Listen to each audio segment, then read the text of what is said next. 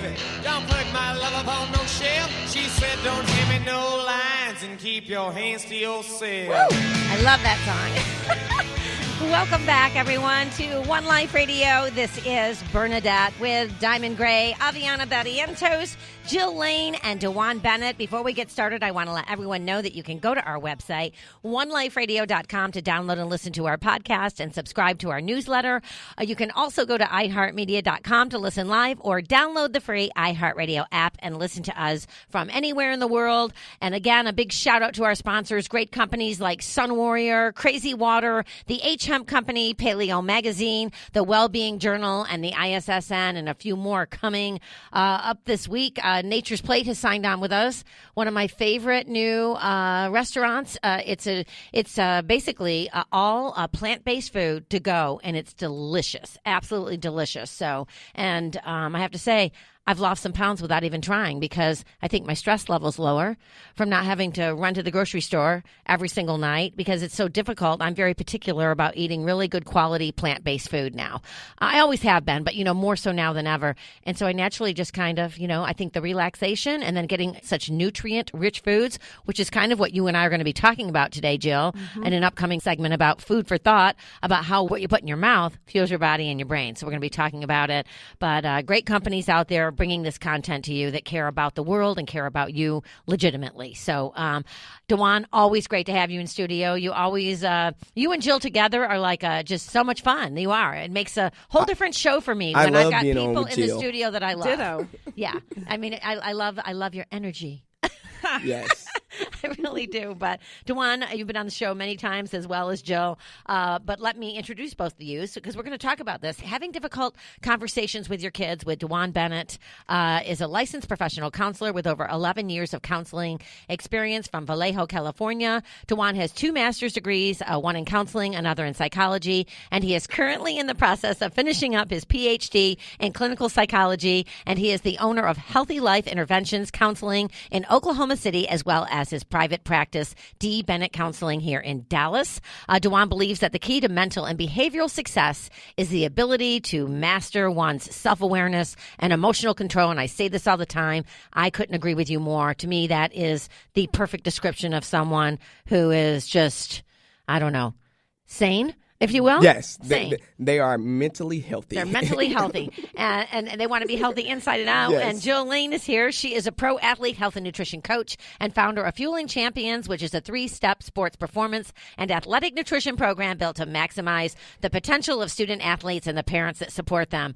Okay, are you guys ready? This should be really interesting. No, like I said, I needed this conversation on last Do week. not attack me. Okay, so you've got 3 children. I've got 2 children. DeJuan's got I'm going one to be child. taking notes. Let's just put it that way. Yes, I do. Yeah, I'm pretty straightforward, though. I just read something, if I can pull it back up here, that I thought was beautiful. I want to share this. Okay. I saw a post by Stephanie Robinson Toops, who's a regular on the show as well. And I just love this. She showed a picture of 2 double rainbows, and she says, kiss your babies, hug your mamas, and hold your hubby extra tight. Do not waste one precious second. Tomorrow is not promised. She's going to make me cry. Family is everything. Yes, it is. It is. It really is. And so hug your babies, right?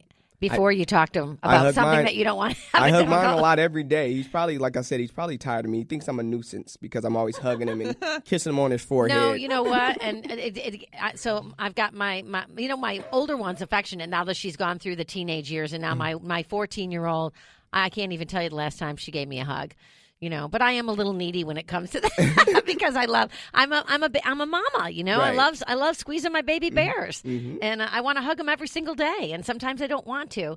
And would that be a difficult conversation? Speaking of difficult, should I share that with my daughter that I need her hugs every day? I think it's important for you to share with our children our emotional needs at time. Let them know it's why it's important for us to hug, because again, as the post said, tomorrow's not promised. So that's why I tell you I love you every day and I give you hugs, because you never know what may happen. I may not be able to say this to you tomorrow, or I may not be able to hug you tomorrow. Yeah, without inducing fear. Yes, without. Because you don't want to induce fear and No. make a kid a nervous wreck about someone's always going to die or guilt trip them. You're going to put a nail in my coffin, or my dad used to say stuff like that. Well, the Italians are famous for it. I think Jewish mothers are too. I think Italian fathers and Jewish mothers are kind of famous for guilt tripping their kids. But I could be wrong about that. Sorry if I insulted anyone. But let's talk about this: having difficult conversations with your kids. So, what kinds of conversations are we really talking about here, Dewan? Okay, so I want to preface this by saying that we're talking about our children. As we talk about in this segment, we're talking about our teenagers. But I want you guys to understand that it's important to have conversations with your children as early as they're able to understand. Even at young ages, as 2 or 3, where they're able to understand and recognize body parts that you just to talk with them about appropriate touch and things of that nature, stranger dangers. So making sure you have those appropriate conversations with your kids as early as possible. But as we get into the early ages, that's a very intense subject for me. Like, I can go crazy just thinking about it. Yeah, and I'm very direct about it. Like, I go like mafia on. I'm speaking of being Italian, but I'm like, if anyone ever touches you, you let me know, because I will kill them. I'm serious. That's how intense I am when I talk about that subject. Is that not a good thing? Well, I think scary. Intensity can be important, but when we're talking about difficult conversations, a lot of times we're talking about sex and drugs and substance abuse. Mental health, things of that nature. And the thing about some of those conversations is a lot of parents kind of take this kind of avoidance mentality where if I don't mention it, I don't say anything about it, then my kids won't be exposed to it, but not aware that, nowadays we live in such a sexualized culture with social media and some of these shows. I remember music, when I was like we were talking about, even movies, right? Yes. Yeah. Think about it, guys. It's out of control. I really feel that, and I'm not a prude at all. It's out of control. It really is. Kids are watching shows where they're seeing, people's bottoms and them having sexual acts. They're probably not, having sex on the TV show, but they show the covers moving in the bed and things of that nature, and kids are confused with what's going on. And so in social issues. So a lot of times, Dad, the kids, those people, the blankets are moving. They're acting weird. What are they doing, Dad? That's always an important question. And so a lot of times you say, well, what do you think they're doing? Right? What do you feel like that's going on? And then you try to induce kind of questions to figure out what your kids in their mind figure what's going on, because you may get scared and think, like, oh my gosh, they're exposed to sex, and really they think they're under there wrestling. Yeah. So you never know. So it's always important to lead by asking the kids the question, what do you think is going on? Thank God I never walked in on my parents. I think that traumatizes kids, don't you think? So let's just say that happens. I could hear my parents. They always locked the door and shut the door. They were real smart about it, thank God. But what about, if you walk in on your parents and they're having sex, what do you say to your kid? Well, when those type of situations can be traumatic, right? For a lot of kids, experiencing that I've had kids in my office that for them it's so difficult to understand what mommy and daddy are doing and what they were doing. And so at that point, that's time for the adults to sit down with their children and try to have a conversation to the best of their abilities about what's going on, but not too much detail. You don't want to, you don't want to scare your children or gross them out, but you want to make sure that they understand that, hey, mommy and daddy were being intimate. Intimacy is something that two people who love each other, they engage in, but it's something What's intimacy, Daddy? And then you answer that question, right? Here. But you're right, though, because kids always want to know why, and they continue on that path. Well, and that's why those conversations is important, instead of saying, well, hey, mind your business, or we were doing something that adults do. Well, what do adults do? Right. Like, let me know. I think if you have children, it's important to be demonstrative in your love. And by that, I mean, like, I always saw my mother and father hugging each other or dancing or, giving each other a kiss and a hug when they came in or out of the house. And even so, you're even though you have a small brain, a little brain, you're smart enough to know, okay, so the door's locked, mommy and daddy are in there laughing or making noise, like, you kind of start putting two and two together. Yes. Yes. Right? Naturally. And that's sometimes is the scary part with your kids, is because you don't always know, what they've heard, what they've seen. Right. And so trying to engage in those conversations when they're age appropriate as often as you can, because they're hearing this stuff at school. Yeah. They're in the locker rooms at school or in the bathroom bathrooms, and kids are talking about sex on the playground. So it's not like it's something that you can completely put them in a bubble and hide them from. So having those conversations, but making sure that it's a safe conversation where the kids don't feel like you're being punitive or accusatory, but more so like this is a dialogue. We're having, what questions do you have for me? What do you know about this? And so how do you feel about this? How do you feel about two people having sex? What do you think about that? That's important because now you have the opportunity to get an understanding of, what your kids what your kids are thinking. Jill, your children are all too small to have the conversation, right? Oh, no. My oldest that's right. You said last week had the Birds and the Bees video at school, which is 5th grade. So what happens in the Birds and the Bee video? Well, they learn about all the anatomy and how it goes down. So, preemptively, the year before that, so 4th grade in general, they learn about puberty. So menstruation, and they start talking about all sorts of stuff like that on both sides. And then it progresses into the 5th grade video. And so along with what Dwan was saying, and I think especially if you have a religious belief or you have a strong, opinion about, what sort of, when sex should occur, et cetera, you want to be able to impart that on your children.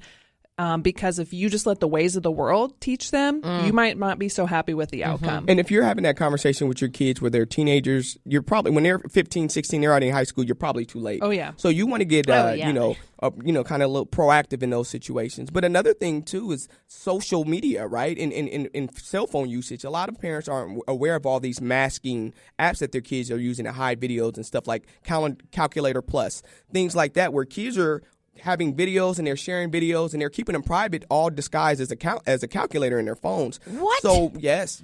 Oh my gosh! Did you know about that, Jill? No, but none of my kids have phones yet. So. Oh wow! Yes. God, I'm so sick of cell phones. So things like that are important. Look up the masking apps so you know what kids may have in their phones that they're using to hide to share videos amongst each other. The biggest, most important thing I think that he said is always have an open dialogue. Make sure your kids can come to you without feeling like they're going to get in trouble or judged, because if they know they can come to you and talk about whatever, right, hopefully the chance that they want to do some kind of masking thing or, take naked Snapchat photos to their friends. I mean, crazy stuff's happening will go down because they feel you're a safe place to go. Yeah, I would agree with that. You got to always keep the door open. Yes, most definitely. Yeah. Unless you're using the bathroom, then you need close to lock it.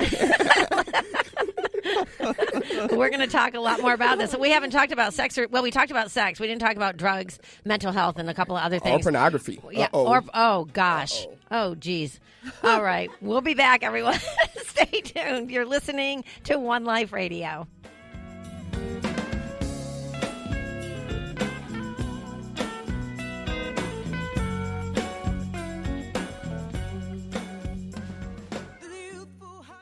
Hi, I'm Eli Roth for PETA. While violence in the movies is make-believe, sadly, violence against animals is all too real. Countless animals are tortured and abused every day, and most of the time these crimes go unreported. If you know of someone who is abusing an animal, please tell the police or tell an adult. People who get away with hurting animals often turn their violence against people, and that's a cycle we need to break. So let's leave the violence where it belongs, on the screen. Did you know that the U.S. Department of Health actually patented cannabinoids as antioxidants and neuroprotectants? So clearly there is promise for CBD to help with a variety of issues.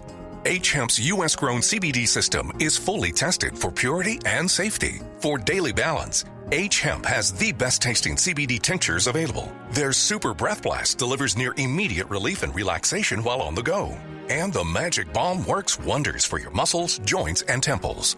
Relax and feel better naturally with the H-Hemp CBD system from hemp.com. Burn here. I'm so excited about Sun Warrior's new soil-based probiotic. Just like any ecosystem, your digestive system thrives best when it contains a wide variety of microorganisms that can complement and interact with each other. Sun Warrior's probiotics increase native gut flora, restore the gut-brain connection, aid in digestion, support normal bowel function, and support immune function. Shop Sun Warrior probiotics at sunwarrior.com. That's sunwarrior.com. Hey everyone, EarthX 2019 is coming up and packed with so much to offer this year. EarthX is the world's largest environmental experience from April 26th through the 28th at Fair Park in Dallas, Texas. The theme this year is Water for All, finding ways to sustain clean, clear, abundant water and protect our world's oceans, rivers, and lakes. We invite you to join us at the expo for 3 days of music, exhibitions, yummy food, a film festival, a solar car challenge, scuba diving, and so much more. There will even be goat yoga.